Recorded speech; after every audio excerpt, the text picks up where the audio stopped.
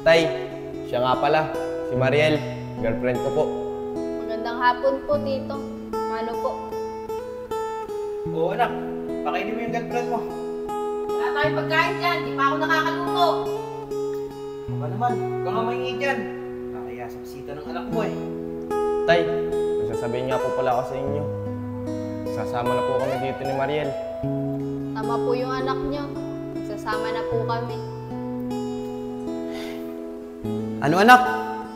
Magsasama na kayong dalawa. Sigurado naman kayo dyan sa desisyon nyo.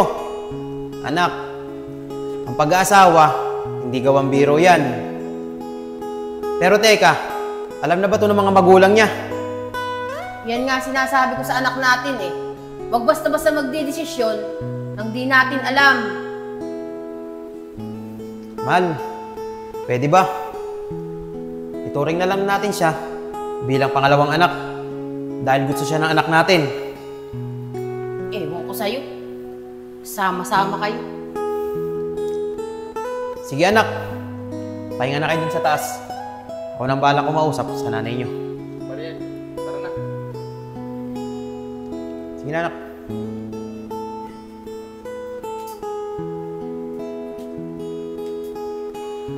Mahal, pwede ba? Tanggapin na lang natin kung anong desisyon ng anak natin. Nasa wastong gulang na naman siya eh. Pabayaan na lang natin kung anong gusto niya. Susubukan ko kung matatanggap ko yan.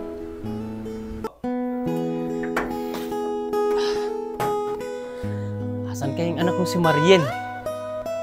Matawagan nga. Kagabi pa hindi umuwi. Saan kayo nagpunta yung batang yun? Ayaw naman sumagot. Mahanap nga. Mga tol, tignan nyo si Ayag no. Ang tagalan nila ni Mariel. Naku, Apong, naiinggit ka na naman. Palibasa, di ka pa nagkakasyota. Ako Oscar, iyaan mo na yung taong yan. Bubulukan niya yung last niya at tatag ng binata niya. Huwag ka na kay Ber, kapari ako. Papare daw, eh di ka nagsisimba. Magandang araw sa inyo mga bata. Pwede ba akong magtanong? Opo, pwede po kayo magtanong. Ano po ba yun? Yung anak ko kasing si Mariel, kagabi pa siya hindi umuwi. Nag-alala na ako sa kanya. Baka kasi may nangyari na.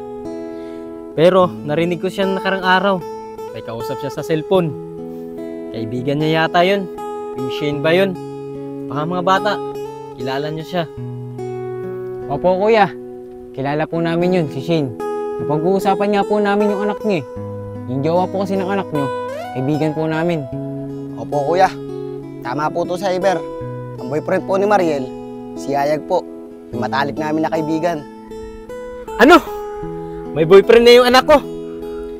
Hindi ko alam yun ah. Pero maraming salamat sa inyo ah. Alam niyo ba yung bahay ni Shane? Opo kuya, nakikita niyo po yung kanto na yun. Pagdating niyo po doon sa kanto na yun, kumanan po kayo. Makikita niyo po yung itim na gate doon. Yun po ang bahay ni Shane. Sige, maraming salamat sa inyo ah. Pupuntahan ko na lang si Shane. Baka nakitulog na yung anak ko doon. Sige po kuya, ingat po kayo. Mga tol, di daw umuwi si Mariel. Sabi ng tatay niya. Saan kaya natulog yun? Mga tol, hindi kaya kalayag natulog yun. Pero Oscar, huwag kang mag-isip ng ganyan. Malabo makatulog si Mariel kay Nayayag. Dahil alam naman natin na masungit ang nanay niya. Kaya nga pong, tama ka. O talaga Oscar, pinag-iisip-isip mo. Paano? Tara na sa bilyaran. Tara, tara, tara. Biyaan nyo na yun. Ay, ito na yata yun. Team na gate.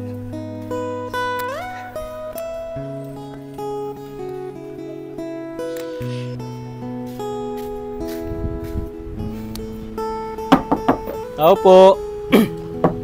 Tao po. Oh, Mang Allen! Kayo po pala. Magandang araw po sa inyo. Bakit po kayo napunta dito? Magandang araw din sa'yo. Ikaw ba si Shane? Opo, Mang Allen. Ako po yun. Yung anak ko kasing si Mariel, kagabi pa siya hindi umuwi. Baka nakitulog dyan sa inyo. Mang Allen, huli po kasi namin pag-uusap ni Mariel kahapon. Ang sabi po niya, desidido na daw po siya makisama kay Yayag. Yun pong boyfriend niya. At saka, hindi po siya dito nakitulog. Siguro po, nakalayayag po siya. Ganun ba, Shane? Maraming salamat sa iyo, Pwede mo ba akong samahan dun sa bahay ni Yayag? Mang Allen, naglilinis pa po kasi ako dito eh. Sige na, Shane. Hindi ko kasi alam yung bahay nun. Sige po, Mang Allen. Tara po. Sige, salamat. Tara.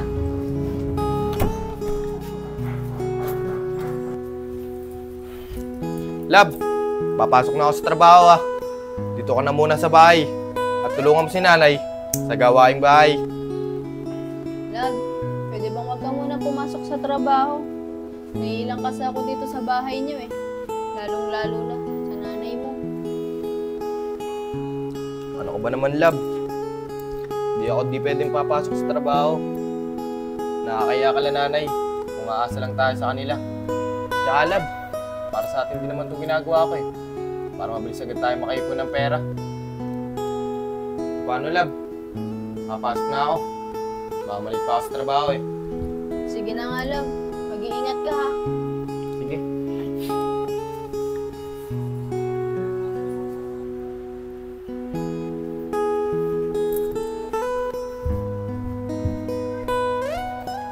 Magandang umaga po, Nay.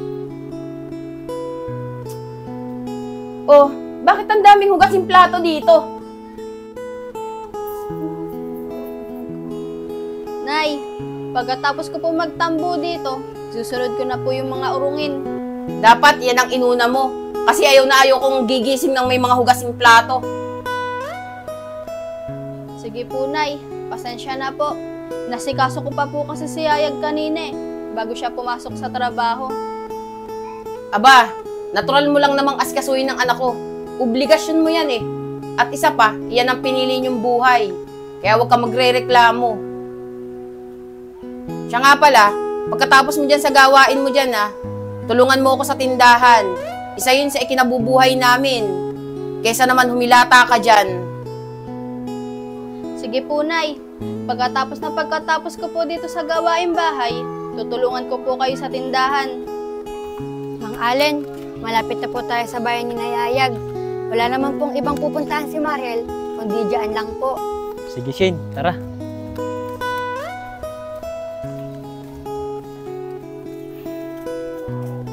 Mang Allen, eto na po.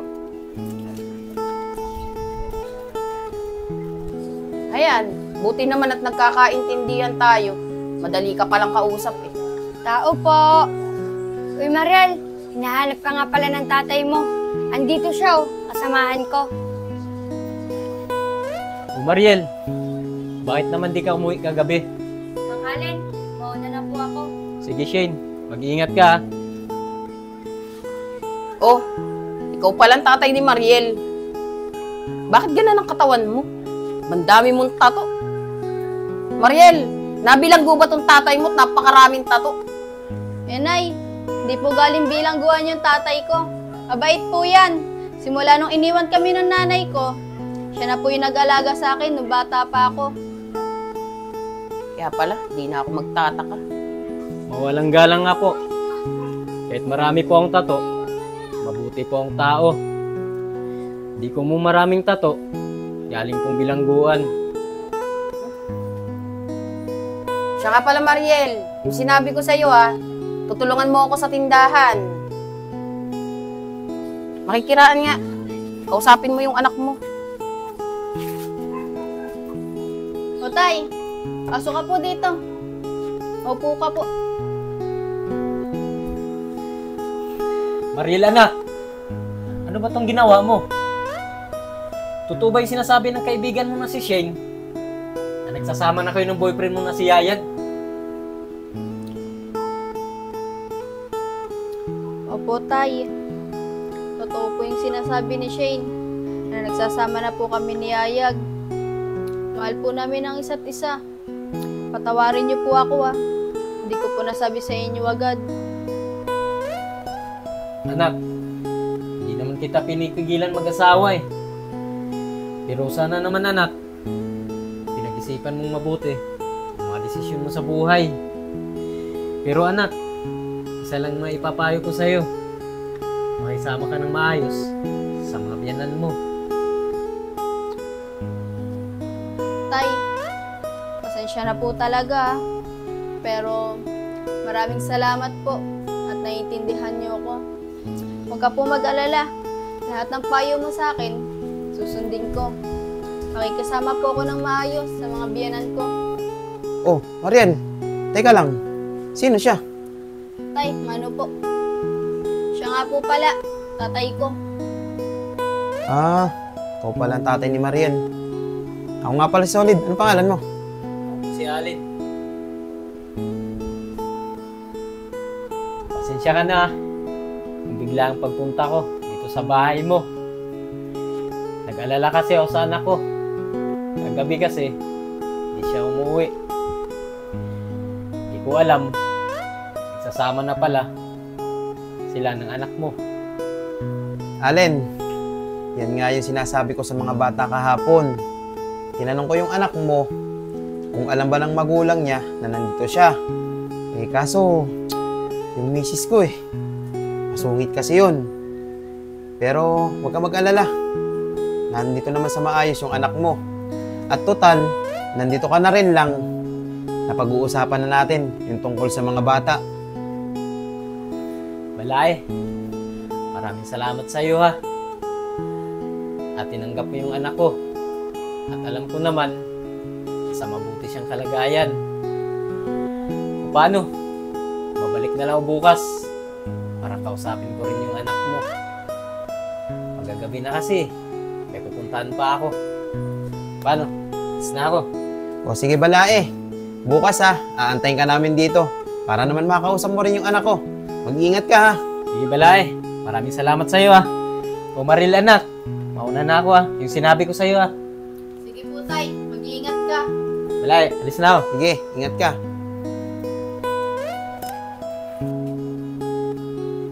Tay, maraming salamat po talaga.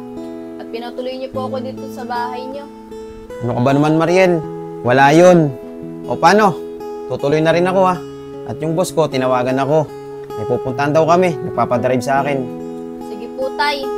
At maya-maya po, bababa na rin po ako. Nagpapatulong po kasi si nanay sa tindahan.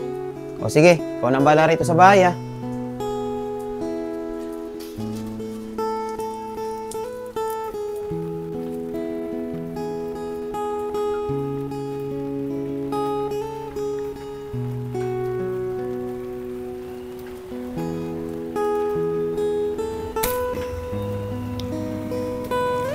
Nay, pasensya na po Ngayon lang ako nakababa. May pinag-usapan pa po kasi kami ni tatay Ano ka ba naman, Mariel? Dapat binilisan mo yung pag-uusap niyo ng tatay mo Alam mo naman, tutulungan mo pa ako dito sa tindahan. Ano ba yan? Hey ate, mukhang masarap tong tindahan mo. Pabili nga po. Oh, pagbilan mo. Ano po dito? 3 po dito. Tsaka po 2 dito. Tamad-tamad ka.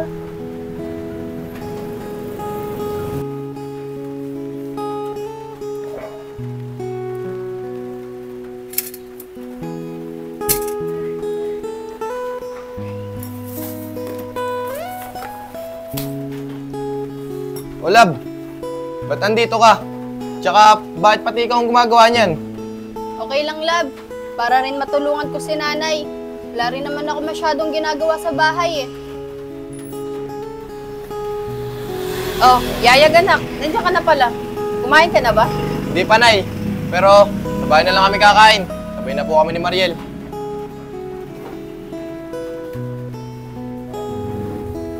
Sige na, Mariel. Itigil mo na yan.